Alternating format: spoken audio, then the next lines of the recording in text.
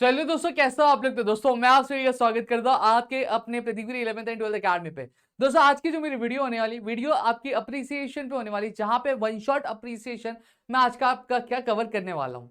ठीक है, तो जो भी चीजें मैं यहाँ पे बता रहा हूँ उन सभी चीजों को बहुत ही ध्यान से सुनिएगा, और जो जो चीजें मैं यहाँ पे करवाते जा रहा हूँ उन सभी चीजों को फॉलो करिएगा। अगर आपने ये चीजें कर ली तो फॉर श्योर ये तो फिक्स है कि आपका अप्रिसिएशन का पूरा जो टेंशन होगा, जो त्रास होगा, जो स्ट्रेस होगा, वो खत्म हो जाएगा। मेरी वीडियो बहुत लंबी नहीं होने वाली है। हाँ, वीडियो को मैं शॉर्ट एंड क्रिस्प रखने वाला हूँ, जिससे चीजें आपके लिए आसान हो जाए और चीजें आप टाइम टू टाइम क्या कवर कर पाए।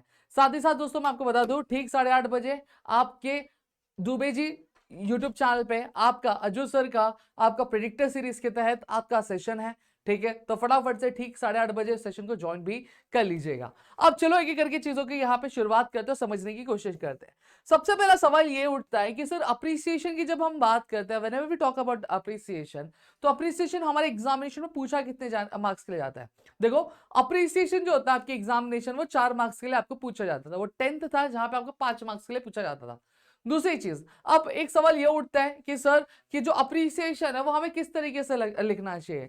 क्या हमें उसे पॉइंट वाइज लिखना चाहिए या तो हमें वो पैराग्राफ वाइज लिखना चाहिए। देखो, इन दोनों ही चीजों के लिए मैं एक चीज यहाँ पे स्पष्ट कह दूं कि आप क्या कर सकते हो, आप उसे पॉइंट वाइज भी लिख सकते हो, पैराग्राफ वाइज भी लिख सकते हो। जो भी आपकी टीचर ने आपको गाइड किया होगा उसके बेसिस पे आपको चीजें क्या लिखनी होंगी। ठीक है, अब यहां पे ध्यान दो। अब तीसरी चीज ये आती है कि सर अप्रिसिएशन, ठीक है, आपने इतनी सारी चीजें बता दी। अब सवाल ये उठता है कि सर अप्रिसिएशन कितने पेज की लिखनी है, 3 पेज की, 4 पेज की, 2 पेज की, कितनी लिखनी है। नहीं, 4 पेज, 2 पेज, 3 पेज नहीं जाना है। एक पेज लिख लिया, 10 से 15 लाइन लिख दे, that's enough, not more than that. Understood. ये आपको मैंने थोड़ा अप्रिसिएशन के एक जिस्ट दे दिया कि चीजें किस किस तरीके से, जो एक बोलते हैं एक एवरग्रीन डाउट होता है बच्चों का, वो मैंने क्लियर किया। अब आते हैं दूसरे पॉइंट पे। दूसरे पॉइंट पे ये आते हैं कि सर एग्जाम में मुझे ऐसे कौन सी चीजें नोट करनी चाहिए जिससे अप्रिसिएशन के जो मेरे मार्क्स होंगे वो पक्के हो जाने वाले हैं। क्या हो जाने वाले हैं? पक्के हो जाने। वो थोड़ा सा आप मुझे बता दो। देखो, जब कभी भी एक इवैल्यूएटर एक 12th स्टैंडर्ड इंग्लिश का जब पेपर चेक करता है और उसमें बोर्ड एग्जाम के पॉइंट ऑफ व्यू से अगर मैं बात करूं, तो एग्जामिनर जो है वो कुछ आपके ये पॉइंट देखता है, जैसे पोएम का टाइटल है कि नहीं है, ठीक है, पोएट का नाम है कि नहीं है, थीम लिखा है कि नहीं लिखा है, पोएटिक स्टाइल मेंशन की है कि नहीं मेंशन की है, फिगर ऑफ स्पीच है कि नहीं है, इंपॉर्टेंट मैसेज दिया है कि नहीं दिया है, उसका खुद का जो ओपिनियन था वो मेंशन किया है। ये कुछ पॉइंट्स है वो वहां पे क्या चेक करता है, और इसी बेसिस पे आपको क्या चीजें लिखनी भी होती है। ठीक है, अगर ये पॉइंट्स एग्जामिनर को दिख रहे, बस आपके एकदम ऐसे ऐश, आपको कोई त्रास ही नहीं लेना है। ठीक है, ये चीजें मैंने आपको यहाँ पे बता दी। अब अगली चीज सर बताओ। ठीक है, ये चीजें मैंने बता दी। अब अगली चीज यहां पे मुझे ये समझनी है कि अगर सर मैं पैराग्राफ वाइज लिख रहा हूं तो मुझे कैसे, देखो पैराग्राफ वाइज लिख रहे हो तो मैं यहां पे कहूंगा कि आपको 3 से 4 पैराग्राफ क्या बनाना चाहिए। 3 से 4 पैराग्राफ में अगर मैं बात करूं तो देखो, टाइटल और पोएट नेम पे आप एक पैराग्राफ बना दो, थीम और पोएटिक स्टाइल और फिगर ऑफ स्पीच पे आपका एक पैराग्राफ बन जाएगा, इंपॉर्टेंट मैसेज पे आप एक पैराग्राफ बना सकते हो, और आपके ओपिनियन पे आप एक पैराग्राफ बना सकते हो। ऐसे 4 पैराग्राफ में आप क्या चीजों को कैटेगराइज क्या कर सकते हैं। इतना क्लियर हो गया? चला, अब एक एक करके यहां पे देखते हैं। अब आते हैं अप्रिसिएशन में। जब मैं सर अप्रिसिएशन की बात करता हूं तो यहाँ पे अप्रिसिएशन एग्जामिनेशन में सर, जैसे हमें 10th स्टैंडर्ड में पोएम का नाम, पोएट का नाम लिख के आता था, वैसे अभी भी लिख के आएगा नहीं, अब भी ऐसा लिख के नहीं आएगा। तो यहाँ पे अब आपके लिए आवश्यक बन जाता है कि what you have to do is you need to learn the poet name and poem name. कौन से पोएम का कौन सा पोएट है, ये चीज आपको लर्न करनी पड़ेगी। सर वो मैं कैसे लर्न करूंगा, वो थोड़ा सा मुझे बता दो। देखो, यहाँ पे मैं आपके लिए कुछ लेकर आया हूं। मैं जब भी आता हूँ कुछ ना कुछ लेकर आता हूँ, उसी तरीके से मैं ये भी यहाँ पे लेकर आपके लिए, ये तो एक चीट शीट है जो मैं आपको दूंगा, अभी नहीं दूंगा, लेकिन यहाँ पे बता देगा। देखो, वॉल्ट चलता है, वॉल्ट चलता है, वॉल्ट वॉल्ट चलता है, इसे याद रखना। वॉल्ट विटमैन कहाँ चलता है? Song of the open road. एक इंसान कहाँ चलता है? रोड पे चलता है। तो Walt Whitman, song of the open. सारी अंटी बुनती है, सारी अंटी बुनती है, सारी कौन है? सारी सारी सारी सारी सारी सारी बुनती, बुनने का काम होता है, तो किसका होता है? वीवर्स का होता है।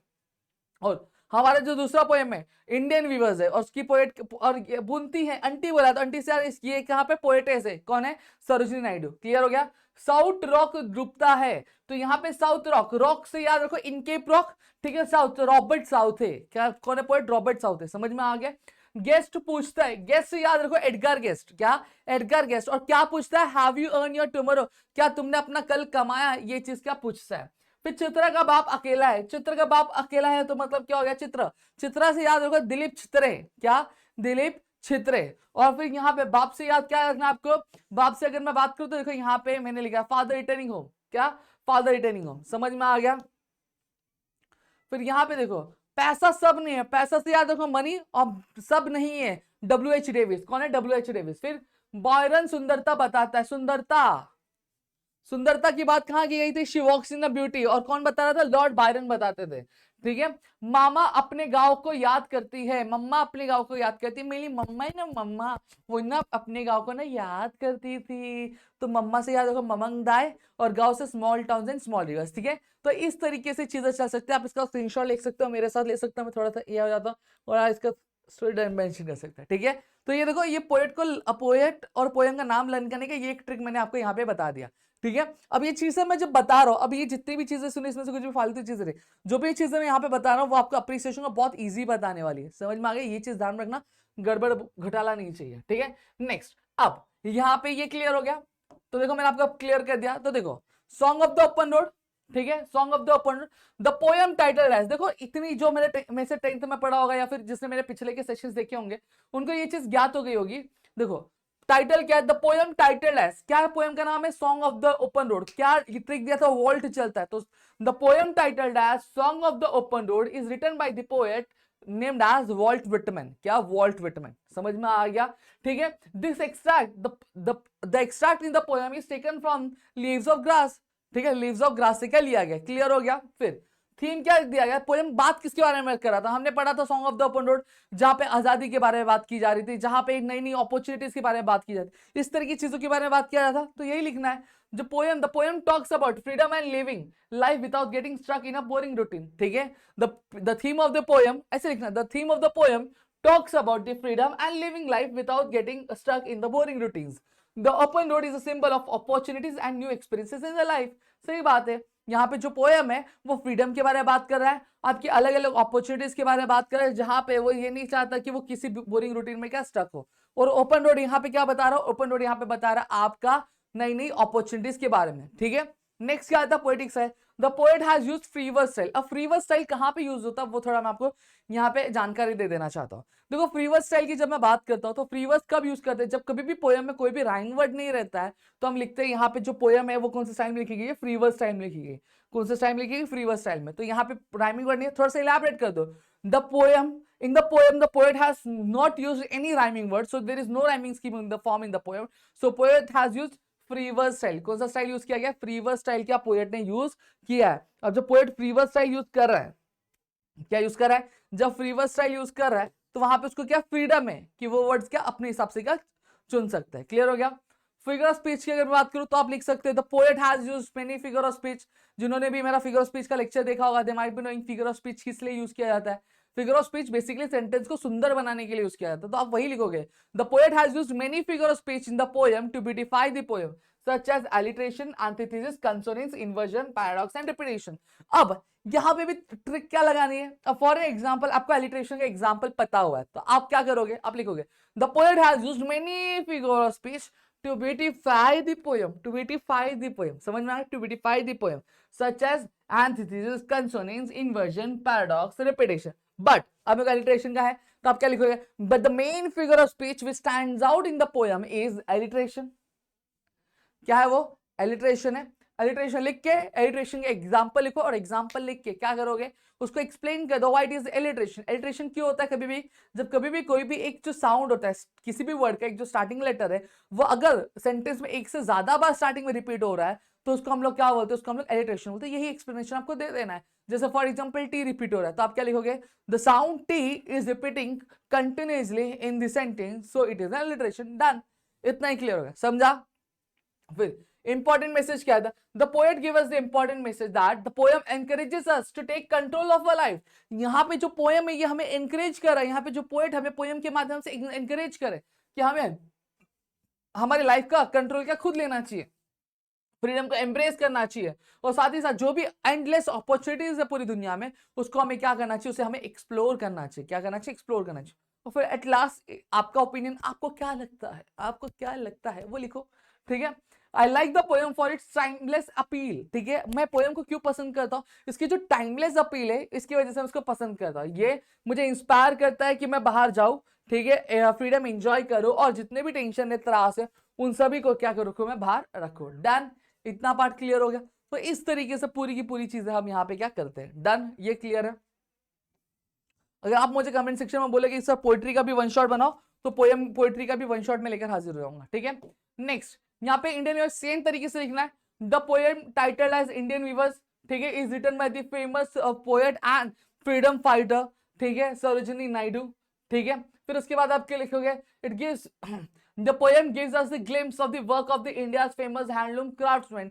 यहाँ पे जो पोएम है, पोएम क्या दे रहा है हमें, ग्लिम्स दे रहा है, एक याद दिला रही है किसकी, जो इंडिया के पुराने हैंडलूम क्राफ्ट्समैन हुआ करते थे उनके बारे में, समझे। फिर थीम क्या है, पोएम का थीम क्या है, पोएम ये the poem talks about the 3 stages, जहां पे जो पोएम है वो 3 स्टेजेस के बारे में क्या बात कर रहा है, ह्यूमन लाइफ के, बर्थ, यूथ और डेथ के बारे में क्या बात कर रहा है, ठीक है। The weavers represent destiny of it, weaving garments that symbolize this last stage. अब यहाँ पे जो वीवर्स है, वो वीवर्स क्या कर रहे हैं, वो वीवर्स डेस्टिनी यानी किस्मत को क्या दर्शा रहे, क्या गारमेंट्स को बुनते हुए उस चीज को क्या सिंबलाइज करने की कोशिश कर रहे हैं।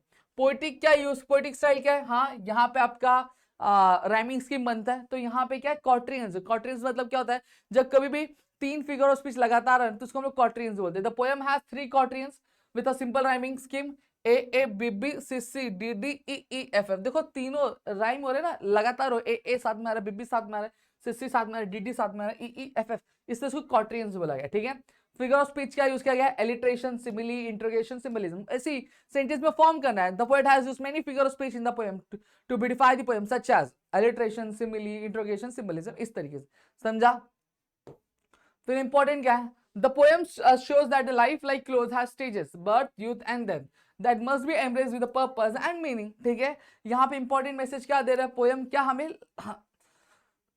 लाइफ दिखा रहा है कि लाइफ कैसी है, क्लोथ की तरह है, ठीक है, जिसके भी अलग अलग स्टेजेस होते हैं, बर्थ, यूथ और डेथ, जो कि हमें एक पर्पस के साथ क्या करना चाहिए, एम्ब्रेस करना चाहिए। और आपका ओपिनियन क्या है वो आपको यहाँ पे लिखना है। डन, नेक्स्ट आगे, इनके प्रॉक तीसरे मैं ज्यादा टाइम लूंगा, आपको समझ में आ गया होगा क्या अप्रिसिएशन लिखना है कैसे, मैं तरीका यहाँ पे बताने आया, समझे, रट्टा मरवाने नहीं आया। देखो यहाँ पे, the poem title as the Inchcape rock is a ballad which is written by the famous poet Robert Southey, who was a British poet, who is a British poet. Done, हो गया। फिर नेक्स्ट अगला क्या बोला है, the poem, the theme of the poem focuses on the idea that those who do bad things will eventually face consequences. It reflects of the theme of what goes around comes around and the justice of it. यहाँ पे जो poem का theme है, poem क्या बता रहा है, poem ये बता रहा है कि जो कर बुरा तो हो बुरा, कर भला तो हो भला। ये थीम को बता रहा है कि अगर आप कोई भी चीज कर रहे हो तो चीज क्या घूम फिर के आपके पास क्या आने वाली है, जैसे ये घूम के आया ना वैसे ही आने वाली, ये चीज क्या बताया गया। पोएटिक स्टाइल क्या है, द पोएम एक बलाड है, ठीक है, कितने 4 लाइन का सांजा है। राइमिंग स्कीम क्या, A B B A, rhyming scheme है ए बी बी ए। ये एक स्टोरी को नैरेटिव स्टाइल में पोएम के माध्यम से क्या हमें समझाने की कोशिश करी, बहुत ही सिंपल और क्लियर लैंग्वेज में। क्लियर हो गया। फिगर ऑफ स्पीच क्या बोला है, the poet has used many figure of speech in the poem to beautify the poem such as alliteration, simile, metaphor, onomatopoeia, personification, repetition, antithesis। और मैंने ये भी चीज आपको बताई है कि अगर आपको इनमें से किसी का एग्जांपल याद है तो आप क्या लिखोगे, but the main figure of speech stands out in the poem is, उस फिगर ऑफ स्पीच का नाम लिखोगे, उसका एग्जांपल लिखोगे और उसको एक्सप्लेन करोगे। ये आपके अप्रिसिएशन को और भी ज्यादा बड़ा करने में क्या हेल्प करता है। नेक्स्ट इंपॉर्टेंट मैसेज क्या दे रहा है, जो पोएम है, the poem teaches that wicked actions bring harm to oneself. It warns that trying to harm others will eventually lead to one's own downfall. यहाँ पे पोएम हमें बता रहा है कि अगर हम कोई भी गलत व्यवहार करते, कोई भी दुर्व्यवहार करते हैं, तो वो कहीं ना कहीं वो हमारे ऊपर ही क्या रिफ्लेक्ट करेगा, और ये वार्न करता है कि अगर हम किसी और को ठेस पहुंचाने की कोशिश कर रहे हैं या फिर अगर हम उसको परेशान करने की कोशिश करें, तो वो परेशान हो या ना हो लेकिन हम जरूर परेशान हो जाएंगे। कर लो, चला। फिर ओपिनियन क्या है, अब यही जो पोएम है टाइमलेस है, ठीक है, ये एवरग्रीन पोएम है, ये हमेशा से होगा, कभी ऐसा नहीं होगा कि आप किसी का बुरा करोगे तो आपके साथ अच्छा होगा और आप नाचोगे हे, ये चीजें नहीं होने वाली। समझ में आ गया कि नहीं आ गया। चलो अगला क्या, have you earn your tomorrow, ठीक है, have you earn your tomorrow, ये क्या है, ये पोएम है। The poem title as have you earn your tomorrow is written by famous poet Edgar Guest. इसके लिए मैंने क्या बोला था, गेस्ट पूछता है, गेस्ट क्या पूछता है कि have you earn your tomorrow, कल का क्या दिन कमाया, ये चीज क्या हमें पूछता है, ठीक है। थीम क्या बोला है, अब मैं इसका डिटेल ये वाला भी पीडीएफ मैंने अपलोड करके रखा है भाई, अगर किसी को इससे भी पढ़ना रहेगा तो पढ़ सकता है, बस मैं एक तरीका बता रहा हूँ यहाँ पे जिससे आपके लिए चीजें लर्न हो। देखो यहाँ पे पूरा पैराग्राफ वाइज में मैंने करके दिया हुआ है, ठीक है। सो आपको वहां पे कोई दिक्कत नहीं, मैंने यहाँ पे हर एक चीज लिख के दी है, तो आप वो भी चेकआउट कर सकते हो। ठीक है, ठीक है। आगे फिर उसके बाद इंपॉर्टेंट मैसेज क्या दिया, सॉरी ये वाला, the poem emphasizes the importance of living each day with kindness and making small contribution to other lives. Good deeds today ensure a better tomorrow for ourself. यहाँ पे जो पोएम है वो कहीं ना कहीं एक जोर जो डाल रहा है वो इंपॉर्टेंस ऑफ लिविंग किसकी तरह, काइंडनेस से, किसके तरह काइंडनेस से हम जब रहते हैं और जब हम थोड़ा थोड़ा क्या कंट्रीब्यूशन डालते हैं दूसरे की लाइफ में उसमें। ठीक है, अगर आज हम किसी के साथ अच्छा करते हैं तो कल हमारे साथ भी क्या होगा, हमारे साथ भी अच्छा ही होगा, हमारे साथ कभी बुरा नहीं होगा। समझ में आ गया। पोइटिक स्टाइल की अगर मैं बात करूं, जो पोएम है वो कैसे लिखी गई है, वो राइमिंग कपलेट्स में लिखी गई है, जहां पे 4 क्वार्टरिंग्स है। 4 क्वार्टरिंग्स मतलब क्या हो गया, देखो A A B B A A B B C C A A D D E E F F A A. समझ में आ गया। इस तरीके से क्या आपका राइमिंग स्कीम यहाँ पे हमें देखने मिल रहा है। जो लैंग्वेज है बहुत ही ज्यादा सिंपल और क्लियर है, जो हमें इजी टू अंडरस्टैंड क्या करती है। डन। फिर इंपॉर्टेंट मैसेज क्या दिया गया है, देखो फिगर ऑफ स्पीच दिया है, आप लिख सकते हो the poet has used many figure of speech in the poem to beautify the poem such as alliteration, antithesis, inversion. यहाँ पे आएगा या बेट देख लेना, मेटाफोर, पर्सोनिफिकेशन, रेपिटेशन। और किसी का एग्जांपल पता हो तो आप क्या लिखोगे, but the main figure of speech which stands out in the poem is, वो फिगर ऑफ स्पीच का नाम, फिर उस फिगर ऑफ स्पीच का आप एक्सप्लेन एग्जांपल दोगे, फिर उसका एक्सप्लेन करोगे और बस काम खत्म। ठीक है। इंपॉर्टेंट मैसेज क्या दिया है, इंपॉर्टेंट मैसेज ये दिया गया कि अगर हम छोटा सा भी अच्छा काम कर, थोड़ा सा भी अच्छा काम करते हैं तो कहीं ना कहीं वो हमारे फ्यूचर को क्या करता है, ब्राइट बनाता है। क्या बनाता है, ब्राइट बनाता है हमारे लिए। हमें हमेशा क्या काइंड होना चाहिए और हमेशा दूसरों की क्या मदद करनी चाहिए, ताकि हम क्या कर सके, दूसरा दिन क्या कमा सके। समझ आ। आपका ओपिनियन क्या है, वो आप जो भी आपको अच्छा लगे वो आप क्या लिख सकते हो। ठीक है। फिर नेक्स्ट आता है father returning home. The poem titled as Father Returning Home is written by the bilingual poet. Bilingual poet मतलब क्या होता है, ये काइंड ऑफ पोएट ऐसा होता है जो एक से ज्यादा भाषाओं में लिखता है। ठीक है, इसको हम लोग बाइलिंगुअल पोएट क्या बोलते हैं। ठीक है, जो पोएट का नाम क्या, दिलीप छित्रे। क्या नाम है, दिलीप छित्रे। ये poem is all about the lonely journey who is coming home from a long day at work. ये जो पोएम है आप ऐसे लिखोगे, the poem titled as father returning home is written by the famous poet Dilip Chitre who is a bilingual poet. फिर लिखोगे the poem is about the lonely journey of a father who is coming home from a long day at work. ये जो poem है, ये poem एक पिता के बारे में, ऐसे आप हर एक पोएम के बारे में लिख सकते हो। ठीक है, ये जो पोएम है, ये पोएम है जो पिता के बारे में, जो पूरे दिन काम करके थका हुआ क्या आ रहा है, घर पे आ रहा है, कहाँ रहा है, थका हुआ क्या आ रहा है, घर पे आ रहा है, उसके बारे में ये पूरा का पूरा पोएम है। पोएटिक स्टाइल क्या आप वही लिखोगे, the poem does not consist any kind of rhyming word, so there is no rhyming scheme form in the poem, so the poet has used free verse style. क्या, free verse style. Clear हो गया। अब यहाँ पे देखो theme बोला है, the poem is about, the poem किसके बारे में, लोनलीनेस के बारे में, अकेले के बारे में है।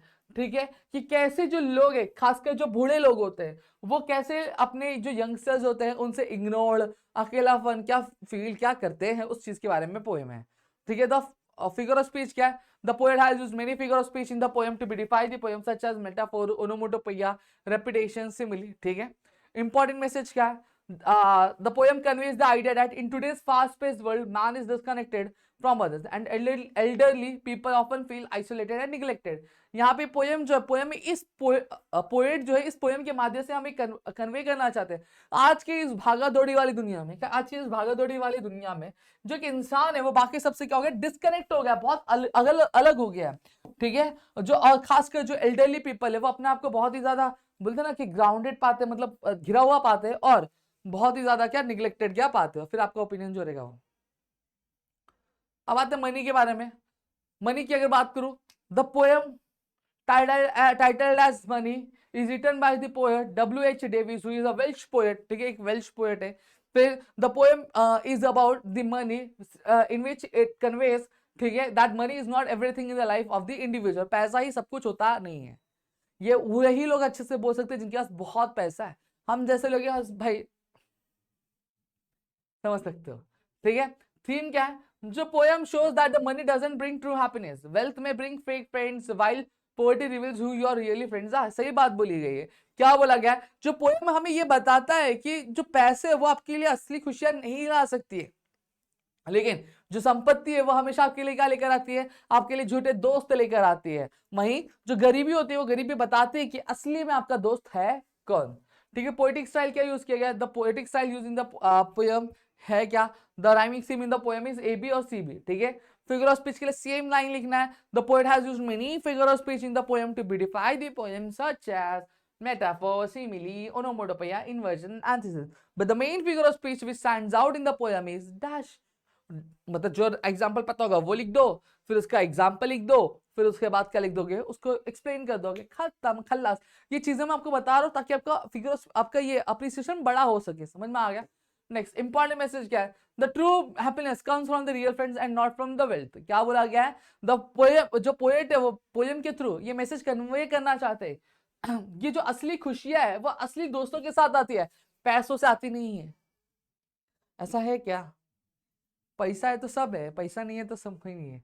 ठीक है। आपका ओपिनियन क्या है, यही जो पोएम है मुझे बहुत अच्छी लगी। ठीक है। ये बताता है कि कैसे जो पैसा है बहुत फेक से लोगों को अट्रैक्ट कर सकता है, और कैसे जो असली खुशियां है वो सिर्फ ट्रू हैप्पी फ्रेंडशिप में ही दिखती है। ठीक है। अब लास्ट लास्ट नहीं, second last, she walks in a beauty, खूबसूरती के बारे में। ठीक है। पोएम टाइटल है she walks in a beauty. देखो पोएम का टाइटल जो है she walks in a beauty is written by the famous British poet Lord Byron. ठीक है। यहाँ पे आप क्या बोलोगे कि यहाँ पे आप लिख सकते हो the poem is about a compare, the poet is about the beautiness, या फिर ब्यूटीनेस ऑफ द लेडी या फिर ऑफ अ गर्ल। ठीक है। Which is compare to the night, ये आप लिख सकते हो।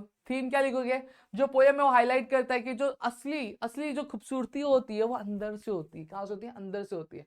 और जो बाहरी खूबसूरती होती है वो भी अंदर की खूबसूरती की वजह से ही निकल के आती है। अगर आप अंदर से बहुत ज्यादा खुश हो, अंदर से बहुत ज्यादा सुखी हो, ठीक है, तो वो कहीं ना कहीं चीज आपके चेहरे पे भी रिफ्लेक्ट होके आती है और आप उससे बहुत अच्छे दिखते हो। ठीक है। पोएटिक स्टाइल क्या यूज किया गया, द पोएटिक स्टाइल का राइमिंग स्कीम क्या है, A B A B A B A B A B A B. ठीक है। फिगर ऑफ स्पीच क्या है, the poet has used many figure of speech in the poem to beautify the poem such as simile, alliteration, antithesis, imagine. But the main figure of speech which stands out in the poem is so and so. वो लिख दो, example लिख दो, और क्या लिख दोगे, explanation लिख दोगे। वो सारी चीजें वाले पीडीएफ में दी है, देख लेना। ठीक है। इंपॉर्टेंट मैसेज क्या, the poet conveys the message through the poem is that the true beauty comes from within। जो असली खूबसूरती है वो अंदर से ही निकल के आती है। ठीक है। जो एक इंसान बहुत ज्यादा खूबसूरत होता है वो तभी होता है जब वो अंदर से, दिमाग से, दिल से बहुत ज्यादा प्योर होगा। ठीक है। बहुत ज्यादा प्योर होगा तभी होता है। ठीक है। फिर आपको ओपिनियन बोलाएगा। Last, small towns and rivers. ठीक है। द पोएम टाइटल है स्मॉल टाउन्स एंड रिवर्स। ठीक है। Is written by the Mamang Dai who is an Indian poet and a journalist. The poem is a lament of the poet about her native land of Arunachal Pradesh. Theme क्या है, जो poem एक contrast क्या बता रहा है, जो ब्यूटी है नेचर का और साथ ही साथ जो डिस्ट्रक्शन है नेचर का, जो किसके द्वारा किया जाता है, वो जो स्मॉल टाउन्स और जो छोटी स्मॉल टाउन्स जो लोकेटेड होते हैं एक नदी के किनारे, उसके द्वारा उसके बारे में बात की गई है। पोएटिक स्टाइल क्या यूज की गई, फ्री वर्स का स्टाइल यूज किया गया। फिगर ऑफ स्पीच क्या यूज किया गया है, सिमिली, मेटाफोर, एंटीथेसिस और पर्सोनिफिकेशन यूज किया गया। मैंने ऑलरेडी बताया हुआ है तो वापस रिपीट नहीं करूंगा। इंपॉर्टेंट मैसेज क्या है, the poem expresses the poets mix feeling about nature and small towns. यहाँ पे जो पोएम है वो क्या एक्सप्रेस करे, जो पोएट की जो मिक्स फीलिंग है नेचर और स्मॉल टाउन को लेकर, उसको क्या करा, एक्सप्रेस करा है। वही जो नेचर एक लाइफ गिविंग है। ठीक है। The growing town along the river symbolizes death and the loss of nature. यहाँ पे जो टाउन, ये जो क्या हो रहा है, ये जो ग्रो हो रहा है, ये कहीं ना कहीं क्या सिंबलाइज कर रहे हैं, जो डेथ और जो लॉस है नेचर का, उसको क्या कर रहे हैं, सिंबलाइज कर रहे हैं। समझ में आ गया। तो यहाँ पे मैंने पूरा का पूरा जो अप्रिसिएशन है मैंने आपको यहाँ पे एक्सप्लेन कर दिया। होप सो पूरी चीजें क्लियर हो गई होंगी। स्टिल अगर आपको और भी कोई डाउट है please do let me in the comment section. अब अगली वीडियो कौन सी चाहिए प्लीज मुझे कमेंट सेक्शन में कमेंट करके बताना। मिलते हैं हमारे अगली वीडियो में, तब तक के लिए घर पे रहो, सुरक्षित, अपना ध्यान रखना दोस्तों, और कुछ नहीं। जय हिंद, जय महाराष्ट्र दोस्तों।